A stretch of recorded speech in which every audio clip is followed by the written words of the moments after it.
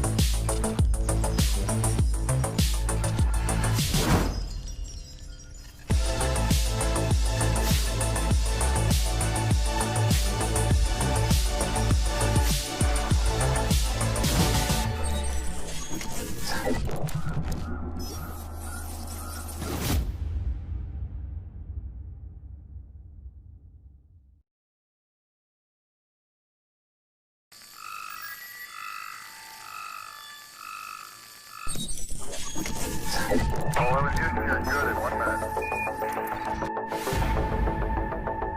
Apollo 11, this is Houston. You are go for TLI, over. Apollo 11, thank you.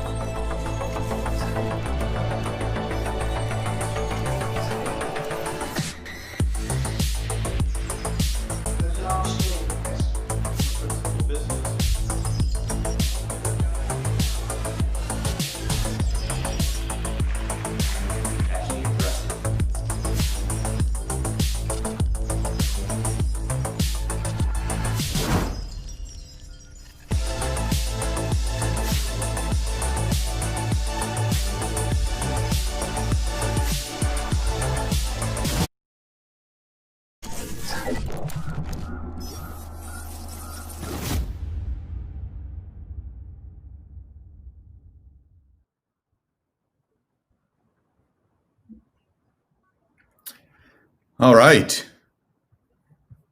Can you all hear me? Mic check. Very good. Very good. All right. Welcome, panelists. As a reminder, we are live to the public around the world. My name is Van Espahbodi. This panel is called Acceleration of Defense in Space. We are just waiting for 1 or 2 panelists to get connected. So while we do that, while we just wait a minute, I wanted to maybe just introduce myself and then open it up and allow you, each of the panelists that are on so far, to introduce themselves as well. Let's see. So my name is Van Espahbodi. I'm the co-founder of Starburst Aerospace Accelerator. We are a startup incubator and accelerator active in 10 countries, but with activities in many more. I'm based in Los Angeles, in the United States, working with many of our defense organizations around the world. Today on this panel, you will hear speakers from between the UK and the US, as well as representatives from NATO. So before we get into any of the topics, I'll invite panelists to introduce themselves and their role. So with that, Captain Singleton, would you like to go first? Sure. Can you hear me okay? Loud and clear. Thank you. Okay. Yep. So I am Captain Singleton. It says Jack on here. I'm actually Jake, but I like Jack. That works as well. I'm an active duty U.S. Air Force officer, acquisitions officer. So my responsibility and role is developing, procuring new technology for the Air Force. My background is all space, so master's degree, astronautical engineering. Currently, I am in the UK working for the British Ministry of Defence under an exchange program. So all of my energy at the moment is very much about how we increase cooperation with our allies and specifically focus that cooperation on adopting emerging space solutions from the international market. So how do we make it easier to work with us for new companies developing things focused on the commercial market but have relevance and value for our mission needs? And how do we do that together?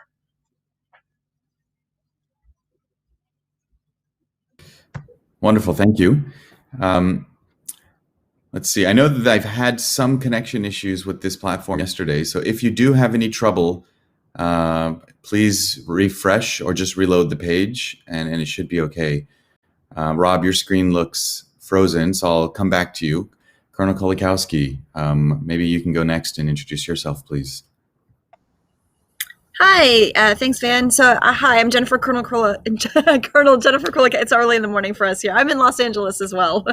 Thank you. I'm the senior material leader for our Space Command and Control program. We also affectionately nicknamed it Kobayashi Maru, and we provide space domain awareness and battle management command and control tools for the U.S. Space Force.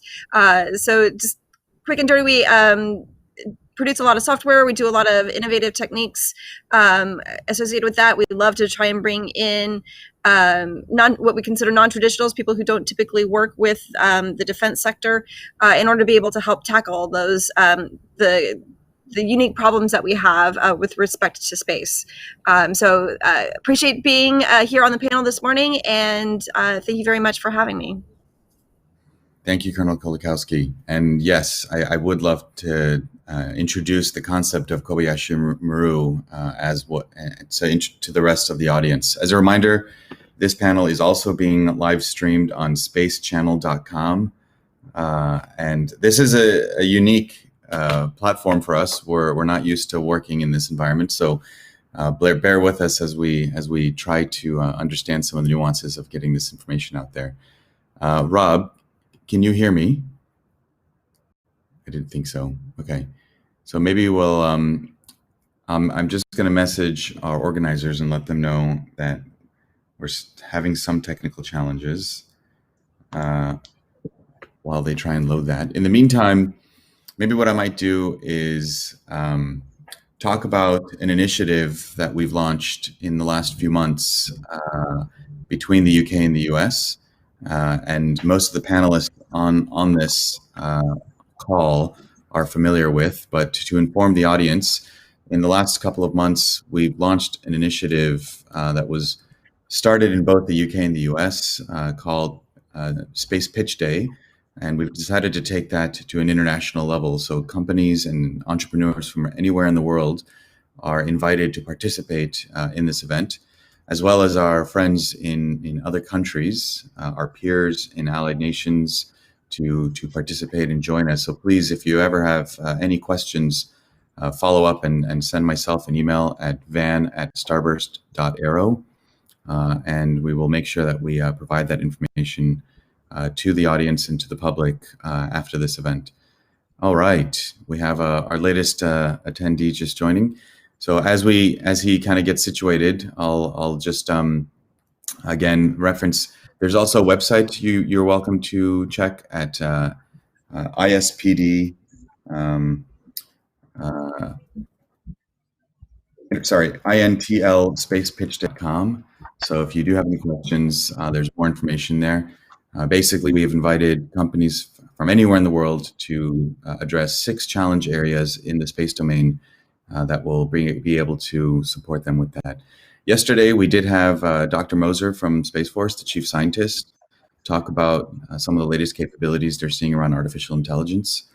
And so today we are joined by his counterpart, the lead at the Ministry of Defence and the Defence Science and Technology area, Dr. Michael Callaghan. So, Mike, can you hear me okay? Mic check.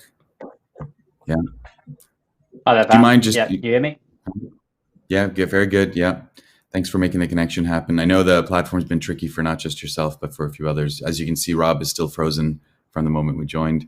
And then we'll hopefully, as he refreshes and makes it work, we'll get there. But in the meantime, can you just introduce yourself, your title, and your role in what you're doing in the Ministry of Defence, please? Yes, of course. So I'm Michael O'Callaghan. I work for the Defence Science and Technology Laboratory. So that's the research arm of the MOD. But we also work not just for the MOD in terms of research and development, but for across the UK government spectrum. We deliver our programs. Our budget annually is about £650 million, and we deliver that through 25 research programs. And I'm the research program lead for the space program at DSTL. Excellent. So, thank you. Rob, I'm just guessing you're still not able to connect, and I don't think Jared was able to connect. So let's just get things going. I think among Colonel Krolikowski and what's happening with Kobayashi Maru, Captain Singleton, and some of the activities you've done in the past around space pitch days, and Dr. Callaghan on what you're working on over there in the UK Ministry of Defence and what we've launched together with International Space Pitch Day. I'd love to hear some of your thoughts on how we're accelerating technology, but specifically, what are your top priorities looking at space capabilities for your needs in the defense industry? So, Colonel Krolikowski, would you maybe share a little bit more about what you get really excited about? What kind of technology?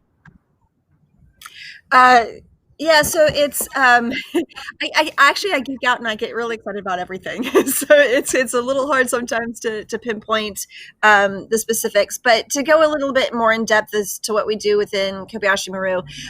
Like I said, we focus on space domain awareness and battle management, command and control, and we really focus on what data is available to be able to produce the knowledge, to take that and produce the knowledge that we need in order to create the effect that to make the decisions about the effects that we want to make within the space domain.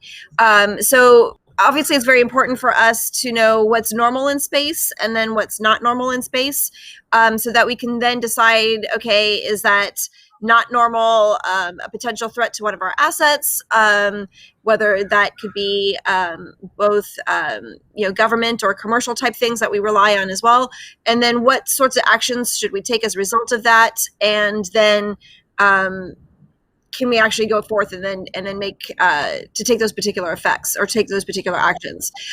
So I've been really excited to really see the boom in commercial domain awareness data that has been coming out. There's been a lot of companies lately that have been having observations in all sorts of different spectrums for all of the different belts out there, all the different LEO kind of thing. So I've been really excited to see how we can potentially ingest that particular data, what we can do to the whole data management field in and of itself has been really a big, huge boom, for us, and how we can bring that in, cleanse it the way that we need to, put it in a way that we need, that is digestible and usable for us. And then again, using software to convert that data into the knowledge that we need for the domain. So we work from the whole spectrum of what we like to say, like a sensor to shooter aspect.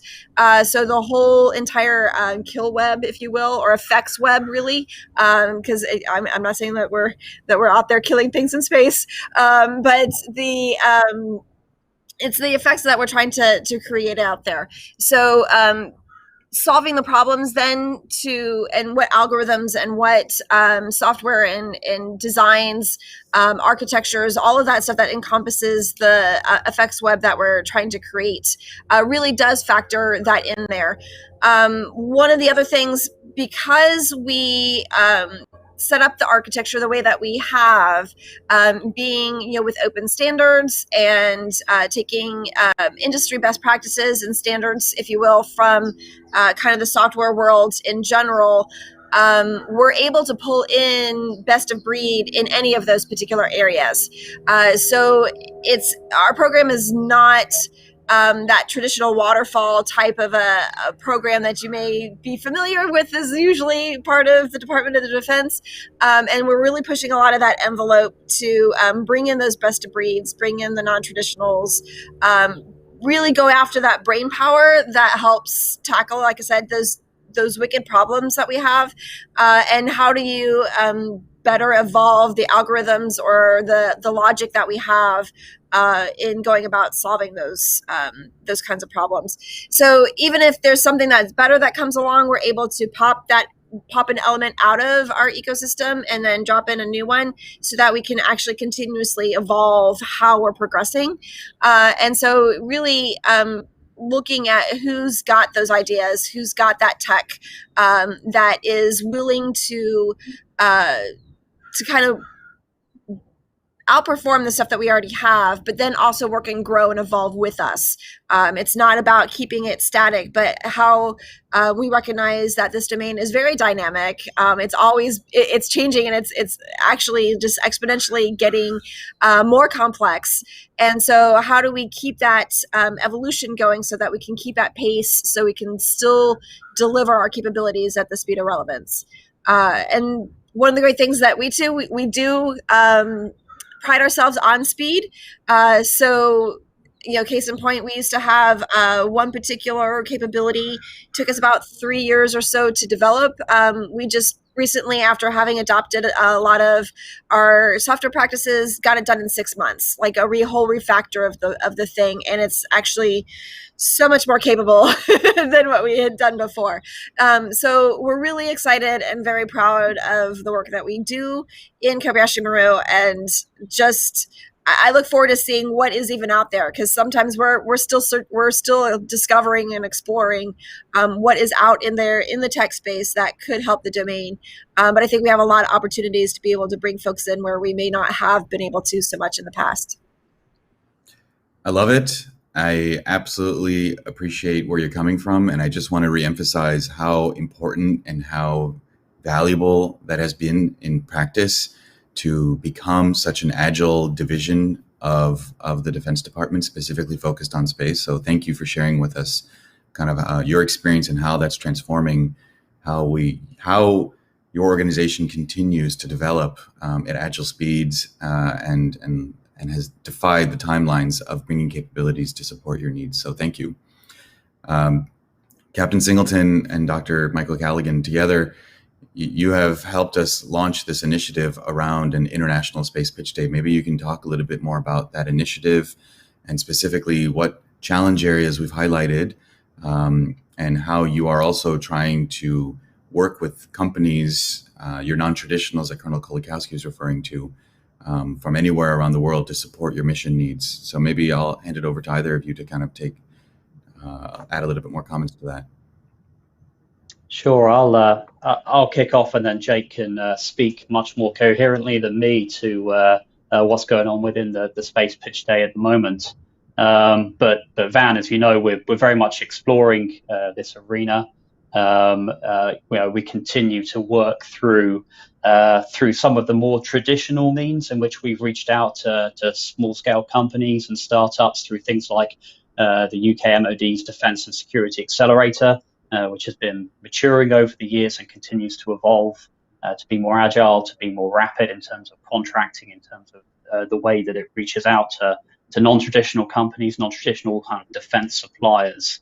But there's lots of different routes into UK MOD in terms of innovation and funding new ideas.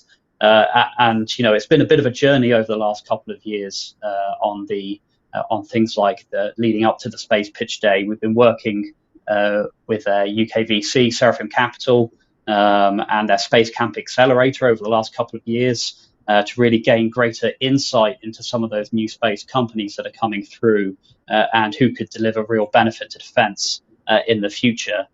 And I think, we've seen some success from that as well. It's not just kind of been turning up to nice networking events, or at least it wasn't pre-COVID.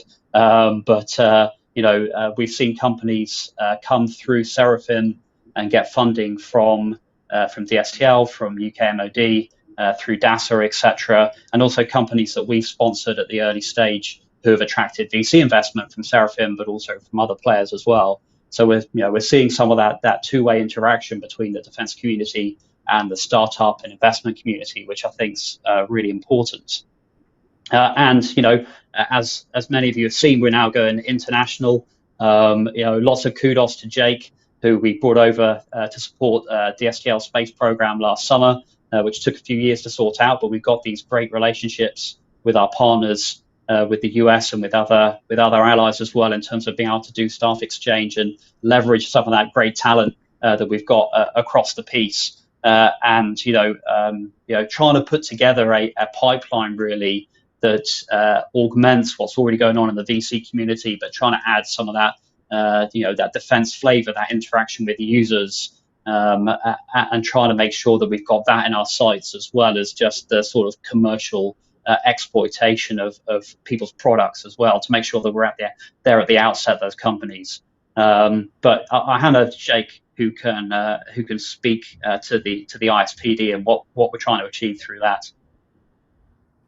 Thank you. Thanks, Mike. So International Space Pitch Day, what we're really excited about here is a global opportunity for companies, suppliers emerging in the market around the world to work with us, to work with defense organizations. We recognize that there are a lot of companies, a lot of suppliers that are developing these new, relevant, emerging capabilities that are exciting, they're working, and they're solving problems. And they're focused on the commercial market and the need there, because the barrier to entry to the space market is lower than it's ever been. So there's all these new suppliers, all these new solutions, but they're emerging in a different way. They're not coming because the government and defense wrote down a list of requirements and said, build this for us.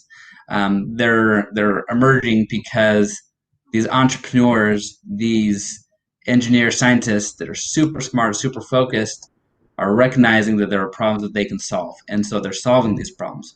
So what we recognize is that those solutions that you're developing, all you people, tuning in from around the world that are developing solutions, they solve operational mission problems, challenges that we experience today. So we've got problems, and I know that entrepreneurs, companies love problems. So what we want to do is we want to share those problems with you, help you understand who we are, what our needs are, and what it's like to work with us, how to do that, so that we can position ourselves as an early adopter to those companies. So International Space Pitch Day, what we do is we take a subset of challenge areas. Now, these aren't a list of requirements, but really a description of a problem that our end users have. So hear from the mouth of one of our end users what they're struggling with, what they need. And if you have a relevant solutions that you're developing, then propose that idea. And ultimately what that'll culminate in throughout this process is we're going to have a pitch day where companies, suppliers can pitch their ideas to a panel of defense end user stakeholders in the US and UK, with the opportunity to walk away same day with a contract on behalf of those US, UK defense organizations. We've run some successful programs like this in the US over the last 12 to 24 months. And we've had a lot of very positive feedback, companies saying that they didn't realize it was so easy to work with us. What we want to communicate is that those opportunities are not just for suppliers and companies inside of the US today, but that they're available to companies around the world. So this is one program, one opportunity to demonstrate that. It's being delivered jointly, by the US and UK, but we have other, mission partners in Australia, Canada, France, Germany, and other countries around the world that we're on the same page. We understand this. We want to do this together. So we plan to do more programs, efforts like this in the future. Again, that are being delivered by partnering nations and are open and available for companies from countries around the world to participate in.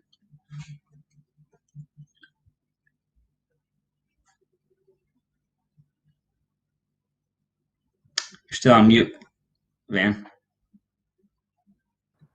Thank you. I was curious. Some of the other panelists who had difficulty joining have often spoken on topics related to, like you mentioned, the difficulty in doing business with, like in the U.S. or in the U.K. There's strict rules. How is this different? I mean, Mike you mentioned kind of working with the Defense and Security Accelerator, but often we hear about these very restrictive rules around how to be a local entity. So I don't know, Mike. And Jared looks to be connected now, so your timing is perfect, because I was just about to ask about CFIUS related stuff. But before I come to you, Jared, maybe get a moment to kind of come in. Mike, maybe can you share a little bit more about how the has been supporting you in working with companies from anywhere in the world? Sure. I mean, we've always been open to. Sorry, getting a bit of feedback there. Jared, we've always been open to. Can you try muting for a second, Jared? Sure. I apologize. So we've always been open to business across the world. We're not generally looking just at the UK. And I would say, the Space Pitch Day is trying to take a new approach, but it's an evolution rather than a revolution in that process. I mean, there are obviously rules and regulations that we need to follow in terms of getting those companies on contract and making sure that's done in an appropriate way, spending spending taxpayers' money, spending the government's money. We need to make sure that's done in an appropriate way. But what this is allowing us to do is, look at future models, future ways of working, work out how we continue to evolve those processes. And there's no getting away from the fact that can be a slow process. It can be a lengthy process. But within the space domain within the UK, within the Ministry of Defence, we've got quite a blank sheet of paper actually in terms of that approach.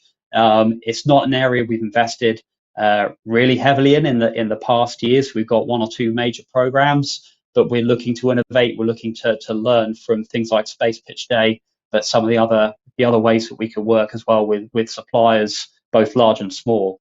So I can't really go into any specifics, but it's all about that agility. It's all about trying to speed up the process, especially for the smaller companies. And I think this is continuing to push that narrative further forward. Excellent.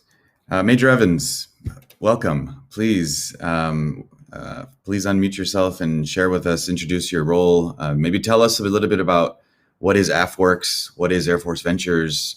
I know yesterday, Dr. Roper, the Assistant Secretary of the Air Force, had a public session. So we'd love to, if you can maybe shed a little bit more light on the evolution of how the Department of Defense and the Air Force and Space Force in particular is thinking differently about innovation and working externally.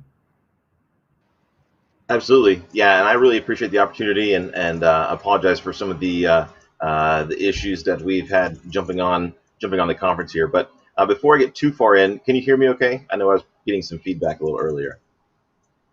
Excellent. You're good to go. Excellent. So yes, I mean, long story short, the Air Force in particular, now the Department of the Air Force, right, in the last few months, has really, taken a look in the mirror, frankly, is what it comes down to. And over the last few years, AFWERX and now Air Force Ventures has taken the lead in our service, being able to kind of get out of our own way in many regards, right? We always are interested in making things more robust and really in kind of industrializing some process.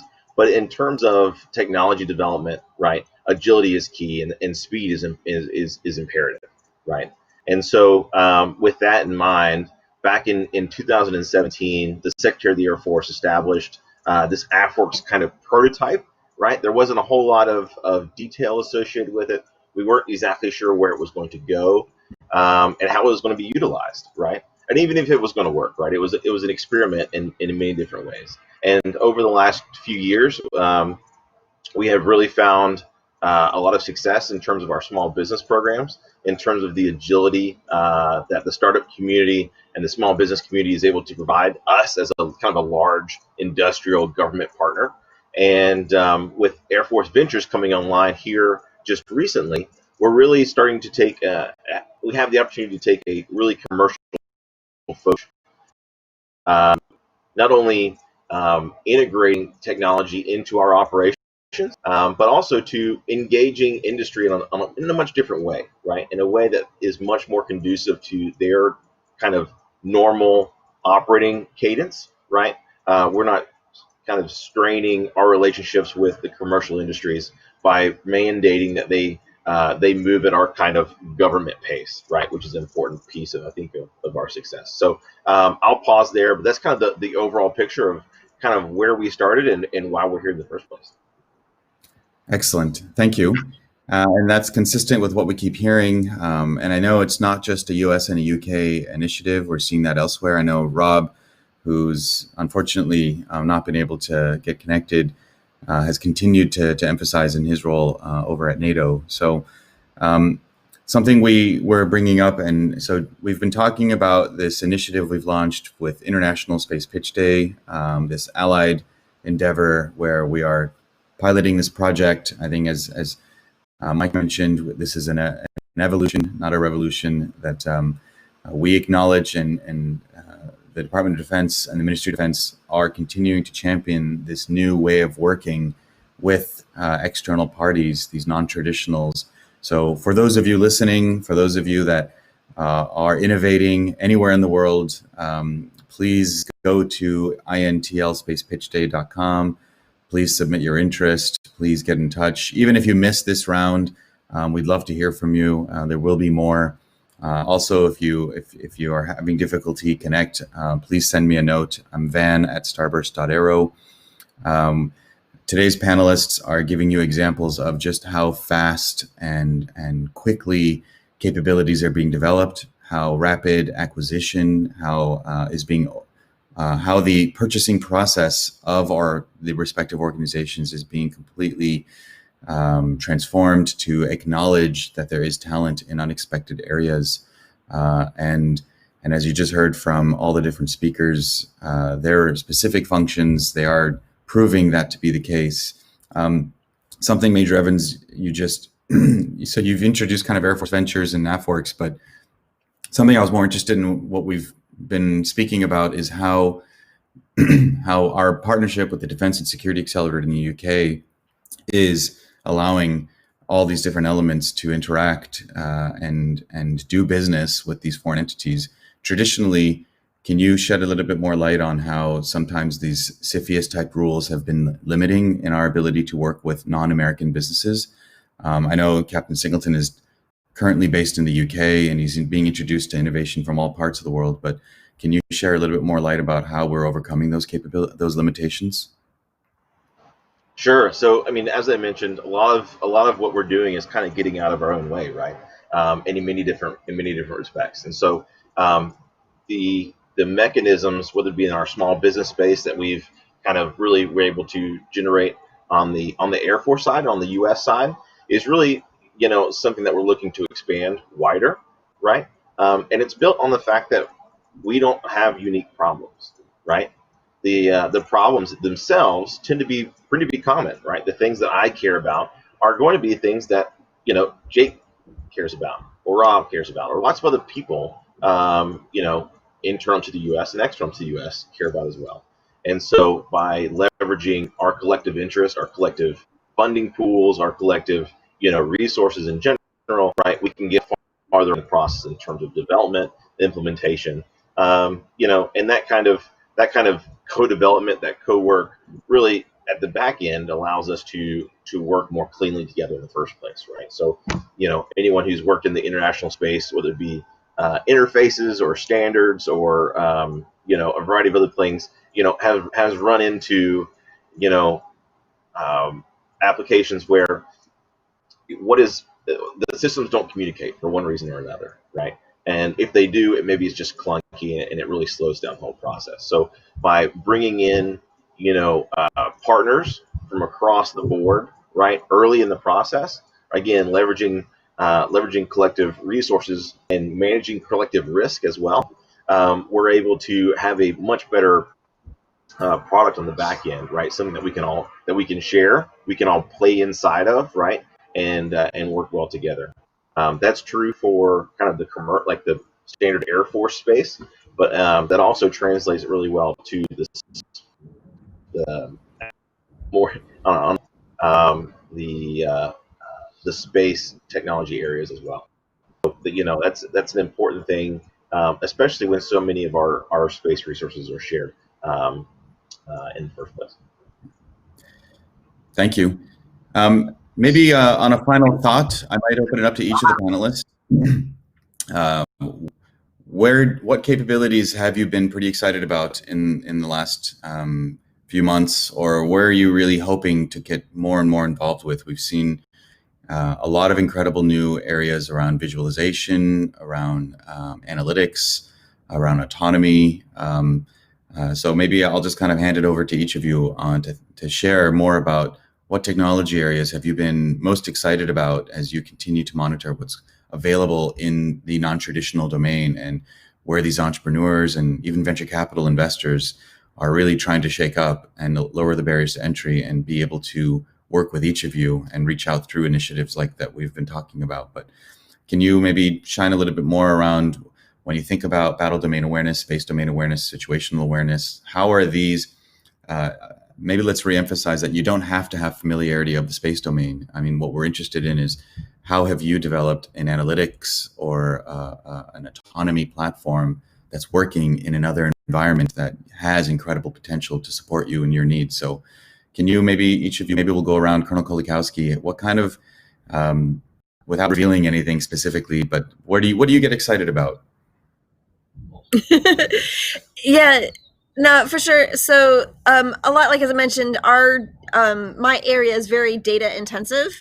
And so anything that we can, so it goes on both sides of the coin, right? It's how do you collect and manage and aggregate that data and work on how to cleanse it or how to to reshape it to the needs that you specifically have.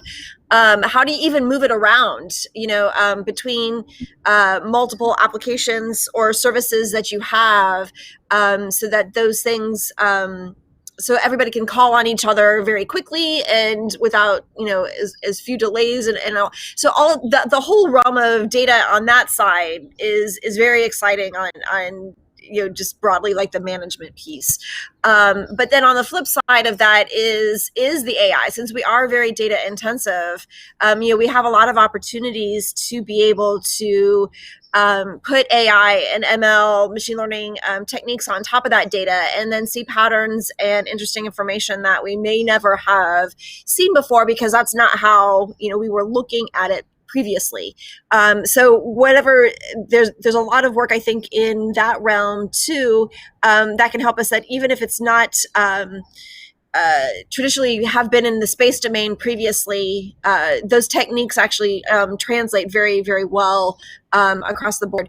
One other thing that I also find exciting is how the tech is helping influence how we train our members. And so a lot of them are getting, a lot of our guys, obviously the millennials and younger who love playing the video games, and that's how they learn, is kind of from like a video game sort of formatting. And so how those sorts of platforms, those I use those in air quotes too, those training platforms have evolved, and how that's kind of booming and is being actually looked at to be used within the Space Force as a way to help better train our members in especially like more real world type fashions. And so scenario building and, the goggles and, all of that sort of thing is also one of those areas that I think is pretty exciting as well, and is something else that we're exploring to see how that might make sense for our Space Force as well. Very good. Mike, maybe I'll hand it over to you. You've seen some of the most exciting stuff that's out there. This is a very unusual platform. We're being broadcast to parts of Asia. This is not our normal kind of conference room where we get to kind of share things. But if you were to share kind of with the rest of the world what you get excited about, maybe you can shine a little bit more about what you get really. Where do you see us going? Where do you hope that we get to partner with these non-traditionals, where they're coming from? What kind of capabilities are you hoping that could continue to appear as we continue to kind of look at unexpected, unconventional communities? So I think this comes back to the question of agility, actually. And I've spent a good part of my career looking at what we might call, the C4ISR domain, the information domain in its broadest sense, not just about space. And so I very much ascribe to the things that Jennifer was talking about there in terms of how we manipulate and use data. And it doesn't have to be data from space. It can be data from any platform, from any operating domain. And I think there's a huge amount of work to be done there to get after some of those challenges. And that's going to move at pace. It's going to be really exciting. And as we kind of look at the space domain more and more within the UK and look at growing that capability, the question is, how can we enable that same kind of rapid pace and agility within the space domain, where there are some longer lead times, it can take longer to deploy capability. And that's where I get really excited about things like some of the proliferated LEO concepts that we're seeing coming out of the US and other places as well. Looking at proliferated LEO constellations. I was just looking at the announcement the other day of the Space Development Agency's contract awards on that was up on Space News. And I think those are the kind of concepts and ideas that have got the ability to be really revolutionary and game-changing.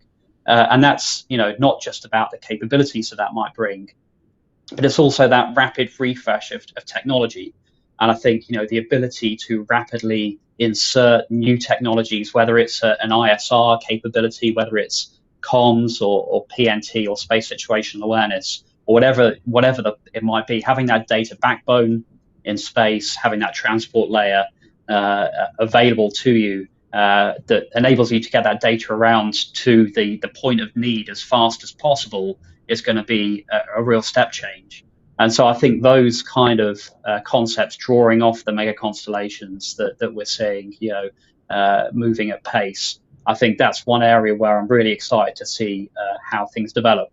And to me, that feels like something that should be a real enabler to the startup community, to suppliers around the globe, because the ability to refresh technology, to not have these big, long, enduring platforms that you only refresh once every 15 years and you're locked in, to get away from that, I think it's really just going to enable rapid technology refresh, faster growth, and more opportunity. So I think for me, that's the really exciting bit about how we're going to leverage that.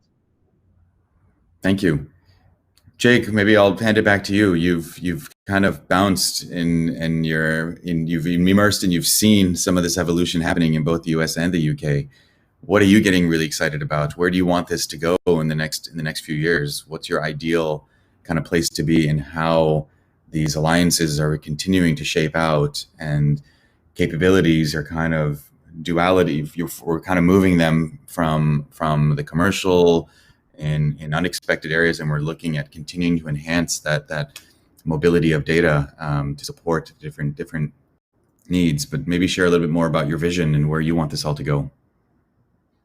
Yeah, I think what I'm excited about is that I meet companies all the time that says, "Hey, I'm raising capital to develop a satellite or a system to do this. Are you guys interested in that?" And they just have no idea. My answer is yes. Like, we're really excited and really that's exactly what we do. How do we work together? They don't know, or there's no way, there's no model to do that. So, the vision I see into the future is that there is a model and there is a pathway for new companies from around the world to work with us to solve those challenges. And so that, in the coming years, we see a lot of our mission that we run, for shared global, security and prosperity, being one that is enabled by providers from around the world. So, we've got satellites that are owned by the US flying and enabling those missions. We have other, satellites from the UK and other partners trying to cohere and cooperate to do that better. Imagine if we have, commercial providers and vendors from around the world also feeding in to enable it. That's the vision. That's the future.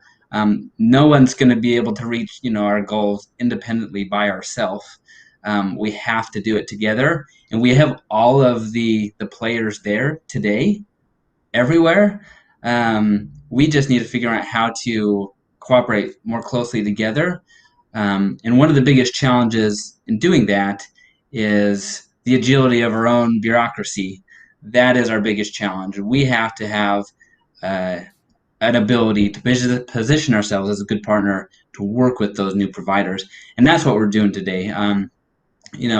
Just to comment on one of the most important data trends that I see today is, we've seen over the last 20 years the shift from pulling exciting technology out of federally funded labs to seeing a lot of it come out of the commercial market. But one of the most recent changes for space is that, at about the 2018 timeframe, we now see more, there's a record number of new investors investing in space, but now we see more of those non-US investors, and we see the majority of those deals going to non-US companies. So it is a global market for space. It's happening around the world. And so, I see again the future being is that all of those suppliers have the opportunity to work with the US UK Defense as a customer, and one that is really a good and a smart customer to be working with. Love it. Major Evans, Jared, I'll hand it off to you for final comment. What is your vision? Where do you want this to go? And based on kind of the different panelists' thoughts, how do you want to kind of thread it together and say, like, this is where we want to be in a few years' time? Yeah, it's a great question, right? And all the panelists really hit the nail on the head in a variety of ways, right? That we have to work together, right? This is a collective effort, and a lot of times what it comes down to is a lack of a mechanism, right? It's not a lack of desire or a lack of capability, or lack of interest or any of that kind of thing.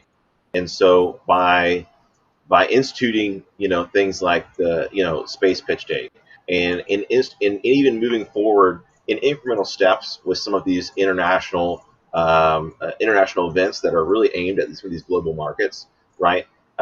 We're able to take one step at a time to get there, right? And to make sure that what we're putting forward, right, and what is being available really takes advantage of the resources that are there, right? Because as we've seen, the puzzle pieces are all on the table, right? The capabilities there, the resources in people, in time, etc., exist, right? It's just a matter of kind of the connective tissue and allowing ourselves to find common ground and really develop mechanisms to leverage those resources, right? Again, our problems are not unique, right? Our interests are not unique, and there's so much room and opportunity to come from us working together, right? Collectively as a group for our common benefit and security. It's extremely promising, really, across the board, and I'm excited to see where it goes with efforts like what Jake is really heading with the Space Pitch Day, or the other kind of international events and initiatives that we have going on, right? Are all steps in the right direction, and we look forward to seeing how much farther we can go together. Very good. Thank you so much. thank you all for joining today's discussion. I'm sure Rob Murray, who was unable to attend, but thank you for being here in spirit, would have also contributed similar themes of what you were emphasizing. So each of you, I'm very honored to be working with each of you. So thank you all for your leadership and continuing to change the mindset and the idea of what it takes to do business with your respective organization. We are in new times, and we are welcoming, and we would love to hear from any business or any innovator or any other country that wants to learn more about this. So please, as a reminder, feel free to reach out. Again, my name is Van Espahbodi. I am on LinkedIn as well. You can find me on there. My email is van@starburst.aero. We'd love to hear about what you're developing, and we'll make sure that we are able to help you find the right path for getting and doing business and bringing your capabilities into a completely new environment that you may not have thought of. So you've heard it here at the 5th Global Satellite and Space Conference at this virtual exhibition. Thank you, panelists. And with that, I'll just do some flash hands and say thank you, everyone, and we'll speak to you. We'll speak to you online. Thank you. Bye. Thanks, Van.